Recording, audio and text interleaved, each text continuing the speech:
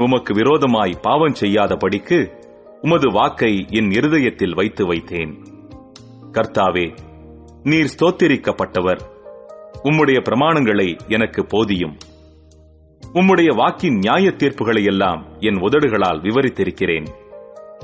திரளான செல்வத்தில் களி கூறுவது போல நான் உமது சாட்சிகளின் வழியில் களி கூறுகிறேன். உமது கட்டளைகளை தியானித்து உமது வழிகளை கண்ணோக்குகிறேன்.